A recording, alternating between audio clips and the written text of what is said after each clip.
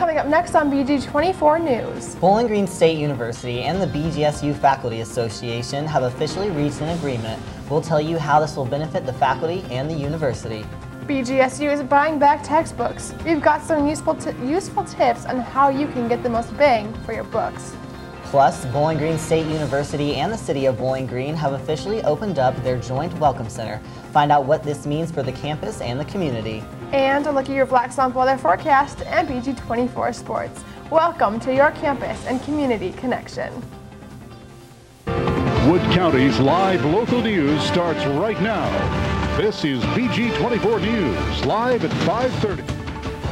Thank you for joining us tonight. I'm Lucas Stahl. And I'm Megan Gallagher. Last Friday, the Bowling Green State University faculty approved the proposed elective bargaining agreement. The agreement was between the university and the Bowling Green State University Faculty Association. In order for the contract to become official, the ratification process must go through one more step. The Bowling Green State University Board of Trustees must vote on the new contract. The Board of Trustees will vote at their May 3rd meeting. If the majority approves, the contract will retroactively go into effect May 1st. Several members of the BGSU Catholic organization held a small vigil last night. The Catholic youth organization Veritas gathered publicly to pray for people affected by abortion. They sang, read scripture, and silently marched through campus. Veritas will continue to raise awareness on Thursday by hosting a panel of women who have decided to have abortions. The event will be in the Education Building, room 115 at 7 p.m. With the spring semester coming to an end, the university bookstore and other community bookstores are beginning to buy back textbooks. Reporter Madeline Fenning joins us now to tell you how you can get the best deal out of those expensive books. Madeline? Thank you, Megan. With the rising publishers' price of books, universities around the nation are forced to make students pay even higher prices for course materials. The BGSU bookstore makes an effort to offer the lowest possible prices on books and was even the first university in the state to offer rentals to its students. Now, with the end of the school year around the corner, the bookstore prepares for their second busiest season of the semester, book buybacks. With the end of spring semester approaching, BGSU students aren't just hitting the books for finals, but selling them. Offered cash on the spot, students are hoping to sell their textbooks for as much as they possibly can.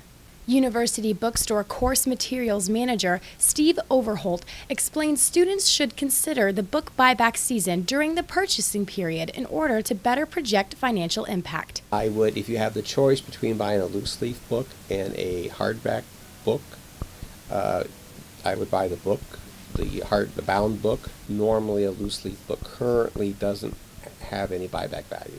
But planning for a generous exchange towards the end of the semester is not always easy.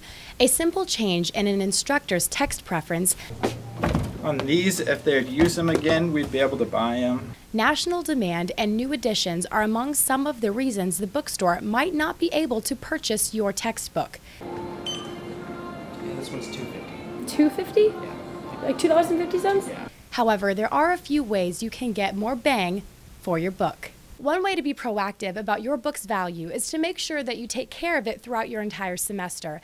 The bookstore is more likely to purchase a book that looks like it's in perfect condition or at least is only gently used, whereas books with tears, water damage, or coffee spills are likely to not be purchased from the university.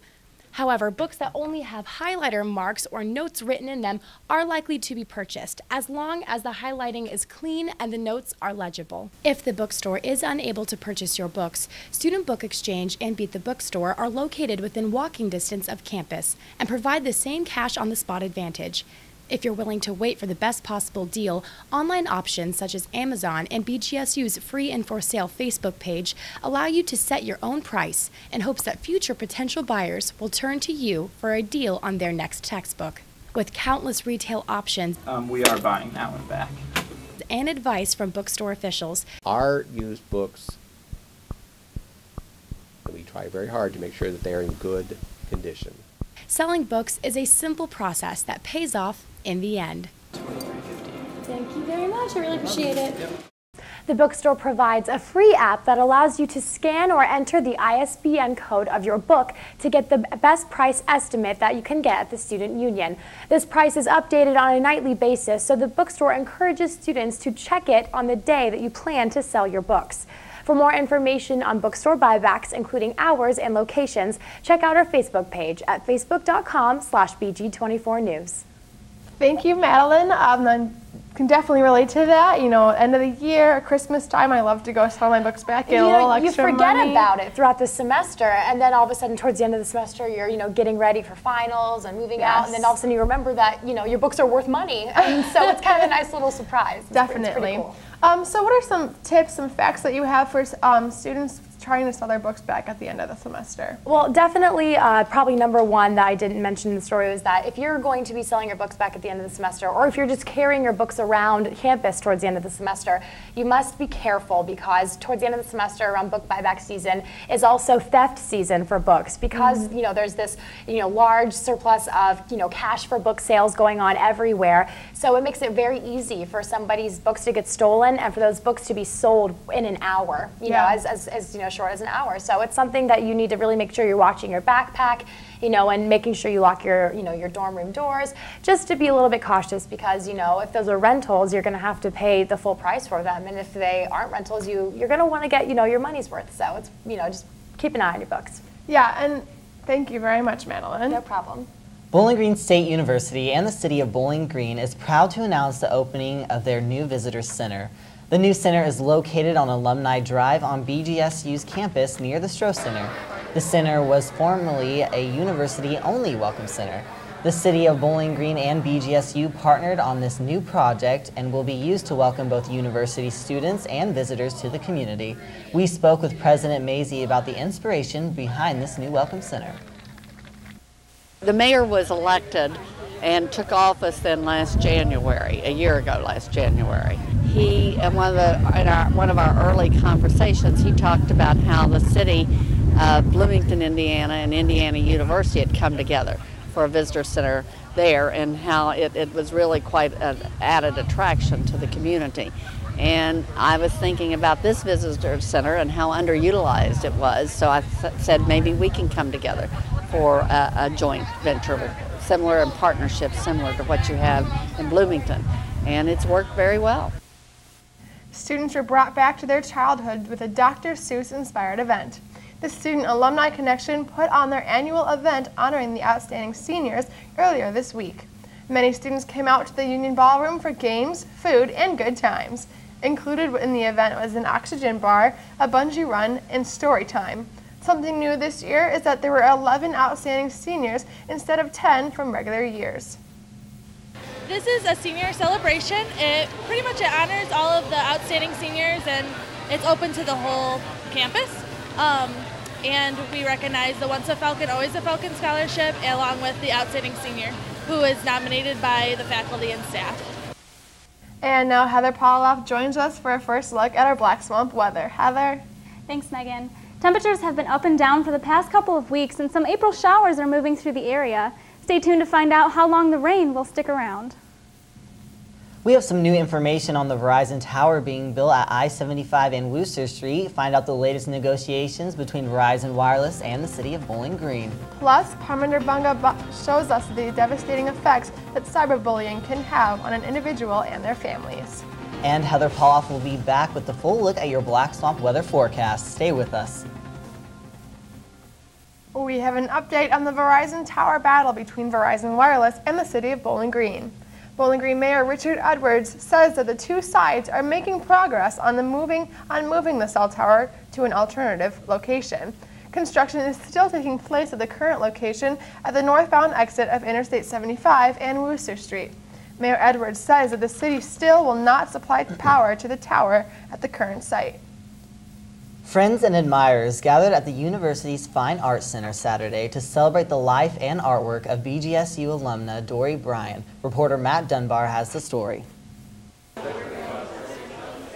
The event kicked off an exhibit of 11 paintings that Bryan made when she was diagnosed with cancer in 1989. The series of paintings is known as the chemo paintings. They chronicle her journey with cancer and the treatment she went through. It changed as she went through the treatment process with her chemotherapy, and some of it is actually very frightening to some viewers. Other viewers can relate to it if they've been through chemotherapy. It's also a celebration of the healing nature of artwork and the meaning it has in a patient's recovery. A lot of times they'll go through an angry period, for example, and they'll display that anger and get that anger out on paper. And sometimes when it's out on paper and you visualize it, then you can dissipate it. You can get rid of it. You can ball the paper up and just get rid of it symbolically. Brian succumbed to her cancer in 2001. However, her legacy lives on through her artwork and continues to serve as an inspiration to others. That's what art does. It creates a place in our lives and in our mind, in our heart and our spirit that we can use this art to finish out our lives peacefully and in harmony with everything else. Reporting for BG24 News, I'm Matt Dunbar. The artwork can be viewed in Dorothy Uber Bryan Gallery Lobby of the university's Fine Arts Center. The exhibit will be on display until April 29th. With popular sites like Facebook and Twitter, the internet has become a common form of bullying. Reporter Parminder Bunga explains how one girl's horrific experience with bullying led her to end her life. It's an 8-minute YouTube video. I don't think anybody has a reason to bully someone and put someone through that. About a young girl sharing her darkest secret. She might have not felt like she could talk to anybody. And how one lapse in judgment steered her life in the wrong direction. That's a mistake a lot of girls make, and she just happened to send it to the wrong guy. On September 7th, 2012, 15-year-old Amanda Todd posted a video on YouTube explaining her experience of being bullied. She committed suicide a month later. Todd became the target of a cyberbully after she flashed the camera for a guy over the internet. The image went viral. It's not really her fault because she was just doing something that a lot of girls do, and she was probably pressured into sending that picture. Psychology professor Eric Dubois says the internet has become a new form of bullying. He conducted a study with middle school children. And about 50% of them indicated that there was some kind of incident in the past year where they made bad comments about them or sent rumors around about them. In a world where the internet is a common tool, some students believe bullying over the internet also is very common. I feel like a lot of things can be said over the internet that somebody wouldn't necessarily say to someone's face. And I think that's what a lot of it has to do with. It's more as far as confidence. People can say whatever they want without saying it to someone directly. Sadly, these incidents are very well known, and it is crucial to reach out if you find yourself as a victim of bullying. Because otherwise, something like a suicide, sadly, could happen. Reporting for BG24 News, I'm Parminder Bunga. If you ever find yourself as a victim of harassment, the Counseling Center offers free services Monday through Friday. Their walk-in hours are 1 to 4 p.m. Coming up next, a bomb blast rocked the Boston Marathon yesterday. Find out how the nation is responding to these attacks. We've seen light rain showers all day today. Will the clouds and rain be here for the rest of the week? Stick around with the full Black Swamp weather forecast with Heather Pauloff. Stay with us. Now, Wood County's live local forecast with BG24 Black Swamp weather. Good evening, Wood County. I'm Heather Pauloff here with your Black Swamp weather forecast. Let's talk about our current conditions right now. We're sitting just below 60 degrees outside with cloudy conditions. Humidity is at a high 77% with some showers in the area. Our winds are coming out of the west at 10 to 15 miles per hour, so it is just a little bit windy out there for you. For tonight's forecast, dropping down to the mid-40s with those showers continuing. However, chance of rain will be decreasing throughout the evening, around 30%. Winds will be shifting from the north-northeast 10 to 15 miles per hour. And for tomorrow's forecast, mid-50s with those cloudy conditions still sticking around. Winds will be shifting this time from east-northeast 10 to 20 miles per hour. Sunrise will be at 6:51, so pretty much just a repeat of what today was like. For tomorrow night's forecast, dropping down to below 50 degrees. Some thunderstorms will be coming through in the early evening. However, those will be tapering off through the evening and overnight. We'll be just seeing some showers and cloudy conditions. Winds will be continuing from the east-southeast, 10 to 20 miles per hour. Chance of rain, 80%. So if you are heading out tomorrow evening, definitely take those rain boots and that umbrella. Taking a look at our pressure systems across the United States right now, we do have this cold front that just moved through that brought us those rain last night especially. But behind it, as you can see, we don't really have many fronts to talk about. However, we are watching this trough here over Colorado and Wyoming, which will be bringing us our next storm system in the next few days. And taking a look at our national precipitation right now, as I said before, we are watching this trough over Idaho and Colorado. It is starting to snow, bringing bands of snow, over South Dakota right now. But as you can see, more toward the Bowling Green and Toledo area, we are seeing those showers moving through the area. Not much as far as precipitation goes, but still grab an umbrella if you're heading out.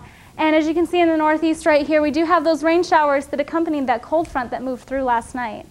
And for our regional precipitation, we do have these rain showers down here that are just moving through the area south of Bowling Green, more toward Findlay, Lima, and Van Wert. They are a little heavier down south. And for our 5-day forecast, for tomorrow, we will be seeing mid-50s with sunny skies. Thursday, however, those scattered thunderstorms, mostly early in the day. Friday, we'll be seeing showers. Saturday and Sunday, though, the sun is coming out. Thursday, we will be seeing mid to upper 70s. That'll be nice. But for Friday, Saturday, and Sunday, just 50-degree weather. So no big warm-ups as of yet. So just Thursday. It isn't the most pretty day outside, but No. it's still warm. So I guess Yes. I'll deal with it for now. Yes, so. and plus it'll be thunderstorming Thursday as well. So either have rain and cold weather or warm weather, but it's getting there. Yeah, we'll definitely watch out for it though. Yes. A 117-year-old tradition was halted when 2 bombs went off near the finish line of the Boston Marathon yesterday afternoon. At least 3 people have died and over 170 people were injured in the blast. CNN's Emily Schmidt has the story.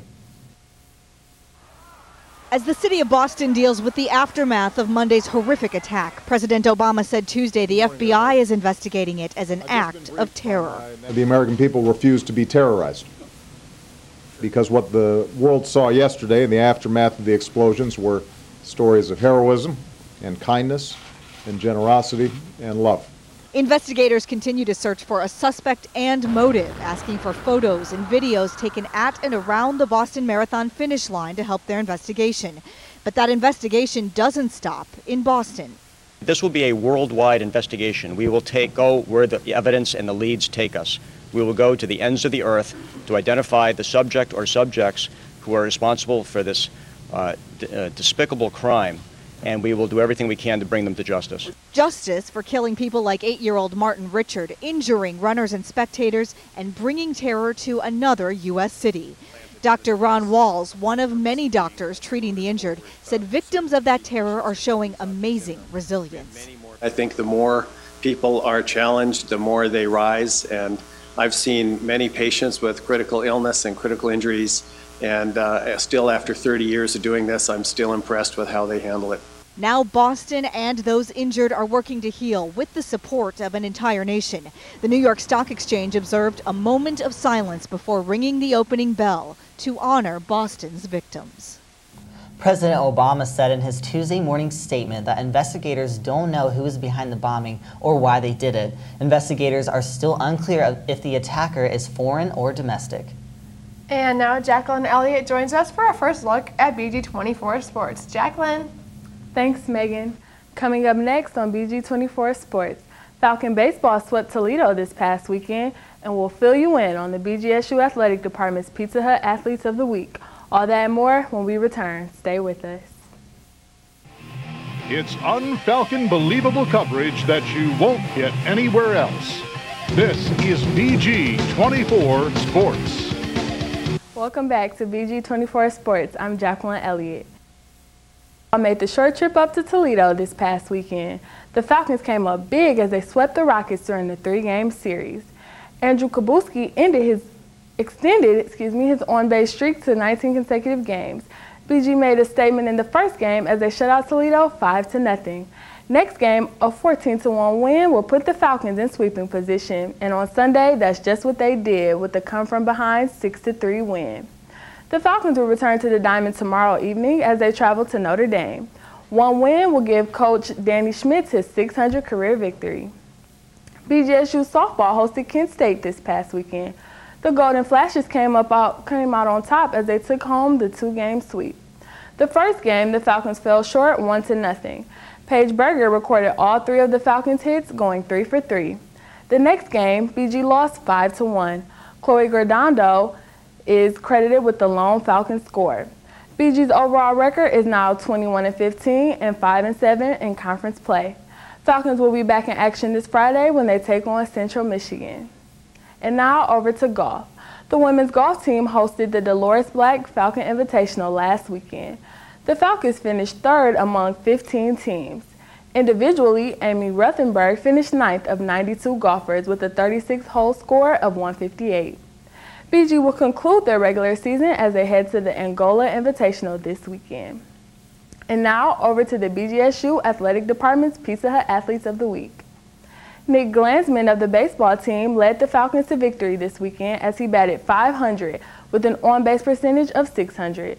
Also, Mary Hill of the tennis team combined with teammate Jay Johnson on a pair of double wins and sweeping a pair of single wins. Congratulations, Falcons. And that's all for BG24 Sports. I'm Jacqueline Elliott, and we'll be right back. And let's get a last look at our Black Swamp weather forecast with Heather Pauloff. So right now we are sitting just below 60 degrees right now, 57 out there with cloudy conditions. However, we do have some rain showers moving through the area tonight, just a 30% chance overall for the evening. But tomorrow we will be seeing the same thing, 55 degrees. We will be seeing a brief warm-up on Thursday, and those showers will be continuing through Friday, Saturday, and Sunday. 50s all the way up to 55 on Sunday. Spring really seems like it's struggling to stay the same. We have, warm weather coming through, and then the cold weather, rain, sun. It's pretty much all over the place right now. Hopefully by May, we're hoping for some steady weather. The spring weather for you, rain, sun, mixture of both in the same day. Exactly, and it has not been good on my sinuses whatsoever. I know. My nose literally cannot keep up with this climate right now. It's out of control. Stock up on that Mucinex or whatever you use. Whatever. Yeah, but I got to walk outside last night, and it was warm, like at midnight, so that was good. Oh yeah, and then those rain showers came through, and it cooled it all off, took it all away. Yeah, it was really beautiful outside. Yes, it was. So I'm looking forward to the sunny weekend, though. Right. But that's all for BG24 News. For Megan Gallagher, Heather Pauloff, and Jacqueline Elliott, I'm Lucas Stahl. Be sure to join us tomorrow night for a special edition of BG24 Sports with Kelly Hart. If you have any comments or suggestions, visit our website at bg24news.org or our Facebook page at facebook.com/BG24News. Have a great night, everyone.